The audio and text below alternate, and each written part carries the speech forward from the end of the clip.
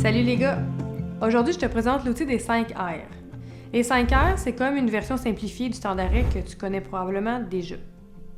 5 R, 5 mots, 5 étapes. Premier R, se retirer. Se retirer, c'est l'étape numéro 1 du temps d'arrêt. Donc, retire-toi.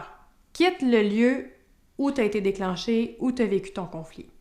Deuxième R, respirer. C'est la deuxième étape de ton temps d'arrêt. Prends le temps de respirer. Tu as besoin d'un moment pour te calmer. Nous, ce qu'on va te suggérer, c'est la technique de respiration du 4-4-8.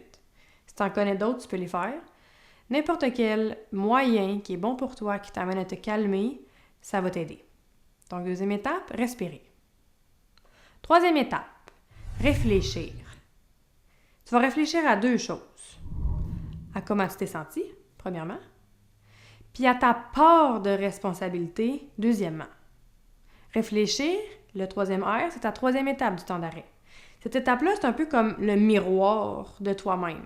Fait que quand tu as été déclenché, qu'est-ce que tu as vécu en dedans? Quelle émotion tu as vécu? Un peu comme en dessous de ton iceberg, qu'est-ce qui se passe?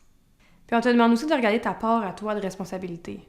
Qu'est-ce que tu as fait? Qu'est-ce que tu as dit qui aurait pu blesser l'autre? Dans l'étape 3, c'est très important de te rappeler que c'est sur toi qu'il faut que tu te concentres et pas sur ce que l'autre a dit et ce que l'autre a fait. Quatrième R, réfléchir. Encore. On va te demander dans ta quatrième étape, qui est aussi la quatrième étape du temps d'arrêt, de te faire un scénario positif. Tu dois réfléchir à comment tu vas reprendre contact avec l'autre. Est-ce que quand je vais rentrer dans la maison, je fais un petit sourire, un clin d'œil? Est-ce que j'y parle ou j'y parle pas tout de suite? Je suis mieux avec du non-verbal? Est-ce que je suis partie à la job, fait que je vais y envoyer un texto, je vais l'appeler? C'est important que tu prennes le temps de brainstorm ta reprise de contact avec l'autre. Plus ton scénario positif il va être concret, plus tu as de chances de le réussir.